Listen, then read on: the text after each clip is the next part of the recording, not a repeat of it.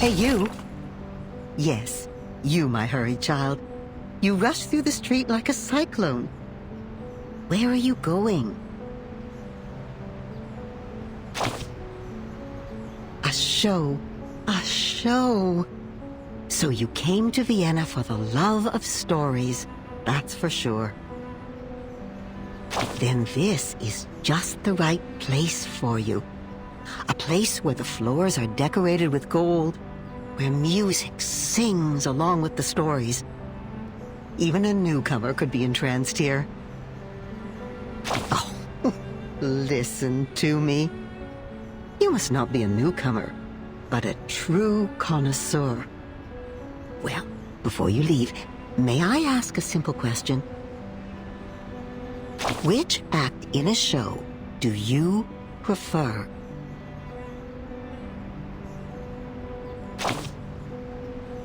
Oh, well begun is half done. You're always right to the point. We should know how a story starts and when we have stepped onto the path of fate. Do you know which act I love the most? Not Act 1, nor 3, or 5. But 6. Oh, Act 6, my dear. That's the best part. The part in which the king picks up his fallen head. The knight pulls out the sword in his chest. The bodies stand up, dust their clothes, and come to the front of the stage, bow to the audience, and receive their applause.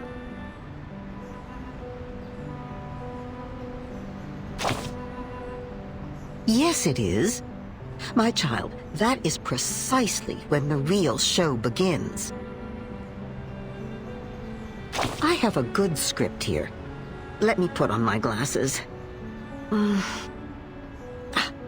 Let's start from Act 6.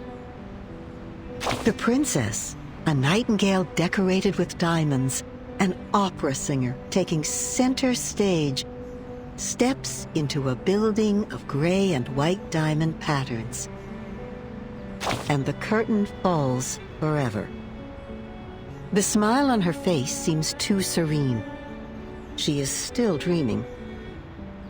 Her madness keeps them on alert, but in the court she seems so meek and mentally steady, like a docked boat on calm waters. Nodding elegantly to every gentleman she meets, she makes the shackle on her neck look like a piece of dazzling jewelry. Next page. Oh. In a transparent room under an unyielding limelight, her dignity is stomped on, like a silk handkerchief thrown on the ground. They smash her crown, forcing her to pay for her madness. No, not anymore. Sleep, she said to me. Sleep. If that's what she said, then I don't need to wake up. That's when the star falls into an everlasting dream. The blinding light becoming a spotlight on the stage, the empty room carrying the best reverberations. She has never been so calm. Everything beautiful in her is there forever, frozen in time.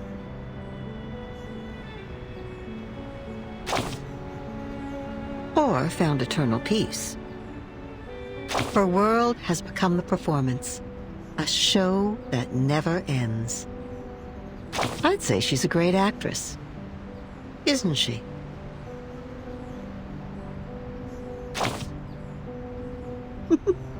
My dear, you are indeed a great connoisseur.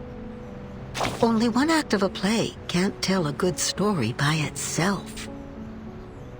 Oh, forgive my ramblings. The golden curtain has risen. Fix your collar, darling, and keep moving forward.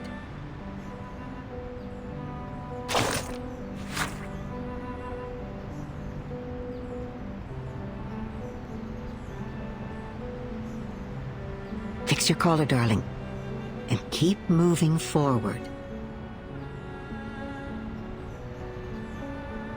Only one act of a play can't tell a good story by itself.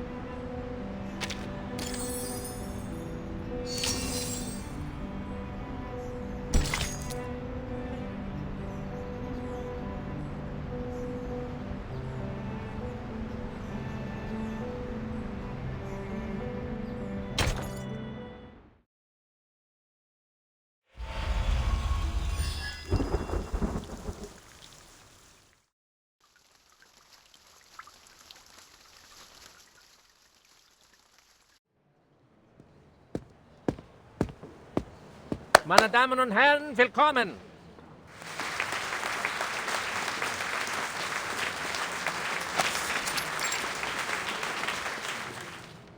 On behalf of the General Medical Association of Vienna, I would like to thank you all for attending this demonstration conference. It is a great honor. As we can see, dear friends, the era of science has arrived. The era of man has arrived. Today, we will share the honor of witnessing the advancement of technology, its contributions to medical science, and even the world.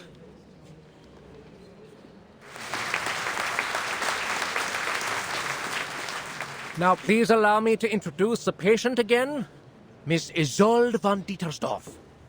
This lady has selflessly volunteered for the experiment, and in return will receive a healthy mind in no time.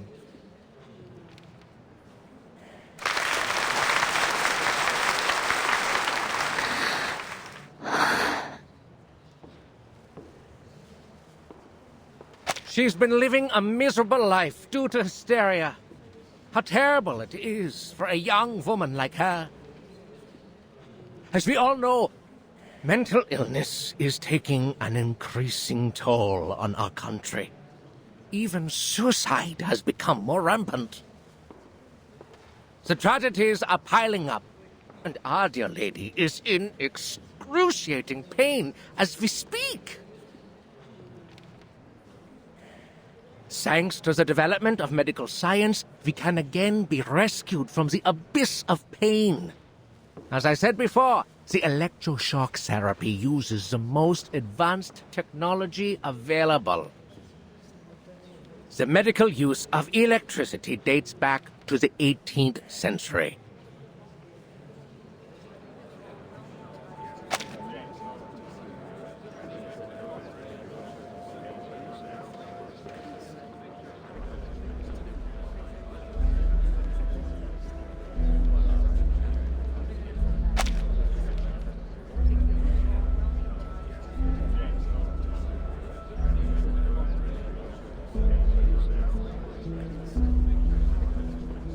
Isolde? The youngest daughter of the Dietersdorfs? Oh, no wonder she volunteered. The treatment should do wonders for her. You know there's something wrong with that family? I heard her mother stabbed old Dietersdorf in the temple with a brass needle and killed every maid in the room. That thing's even made it into the curio market. I heard not even the Lord's water could clean the blood off it. The family seems to be cursed. So far, no one's ever lived past the age of 40. In fact, the girl had a sister who died very young, and now her brother. I read in the papers that he killed himself, right? Well, the artist did what an artist would do. He wrote a sad poem and then set fire to his paintings, together with himself. You know what? My uncle works for the police. He showed me the autopsy report. The truth is, Theophil shot himself. He was killed by a bullet. Gosh! Good thing he didn't have to suffer all that pain before he died. Poor boy, he was so talented and handsome.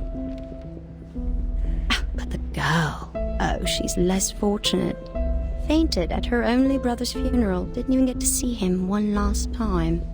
I hope the latest treatment will alleviate her suffering. Lunatics. The whole family is a bunch of lunatics.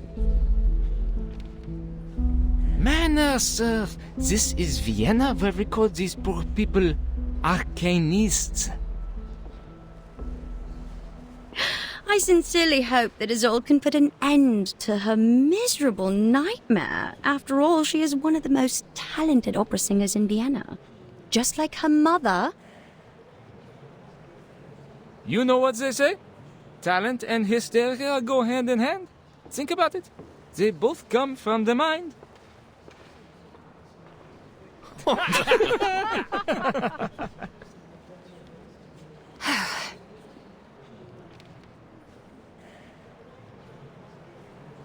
Quiet, please. The treatment will now begin. Are you ready, Miss Dietersdorf? Yes.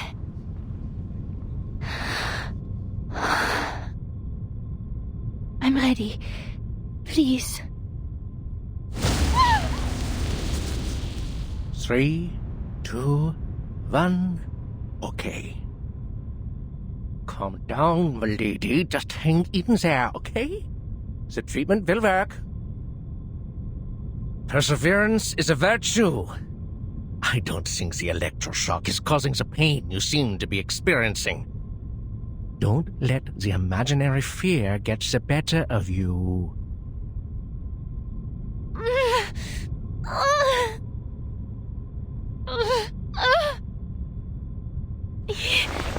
Yes. Good. Now we'll begin stage 2. The voltage will be slightly increased. Please get ready, Miss Dietersdorf. No!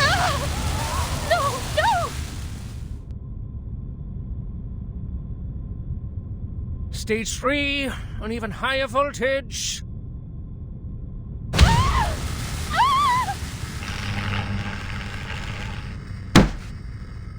Enough!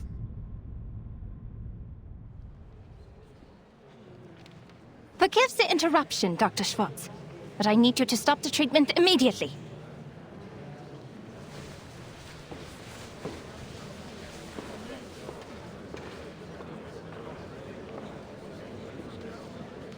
I can't help but to question your methods, as well as the methods of the General Medical Association.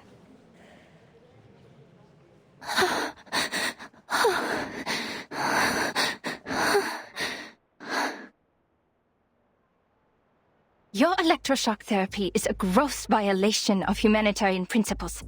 Judging from what I just saw, it only brought the patient meaningless pain and didn't help her condition one bit. Unless, of course, you intend to use physical pain to distract the patient from her mental pain.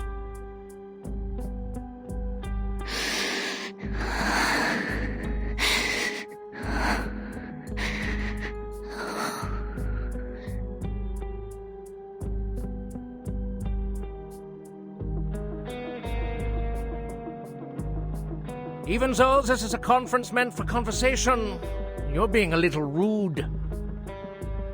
The new electroshock therapy is not what you know from the last century. Now that man has tamed electricity, there's no doubt that the EST is the best choice for treatment. You shouldn't take it at face value, because it's not like the underlying principles are the same as that frog experiment, huh? My treatment is supported by systemic theories and reliable references, and it is approved and sponsored by the General Medical Association, which means it's reasonable and legitimate. Well, you are, correct me if I'm wrong, a social activist known for her little arcane tricks, Miss Cacania. Or should I say, Miss Clara? As far as I know, you don't even have a medical degree. Besides your so-called art movement, this secession, is it? It confuses me, really. Anyway, in order to have a more professional conversation, I suggest we talk later. You know, after you get a medical license.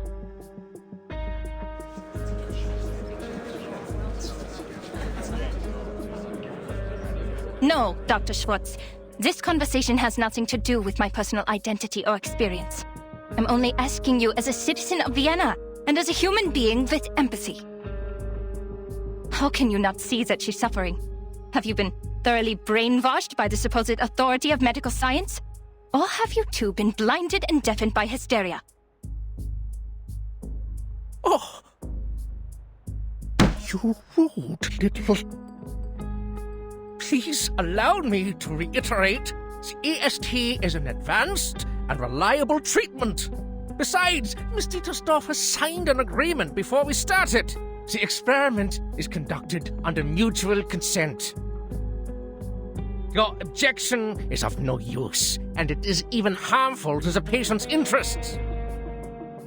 But we always welcome debate. Since you question my methods, please be my guest and indulge us with your thoughts on her condition. As I understand it, Mr. Sigmund Freud published his studies on hysteria in 1895. He believes that hysteria was a psychological disorder caused by problems in the nervous system. It was not a simple organ disease. His trauma theory explains that the patient's personal life experiences were the real cause of the disorder, affecting the patient in subtle ways. It makes much more sense to analyze the patient's traumas than to harm their body. As to whether his theory is advanced enough, you can read The Totem and Taboo, which he published last year. What?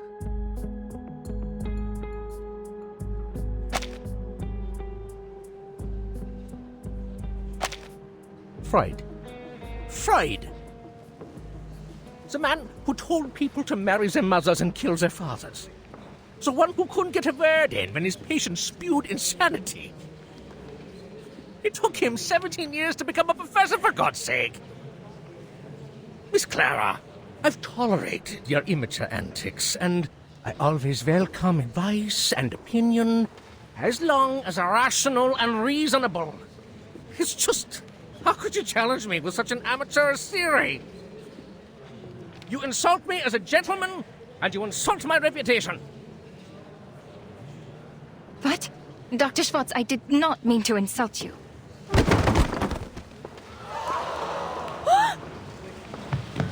Miss Dittersdorf, she's unconscious. How? Get her off the chair, now!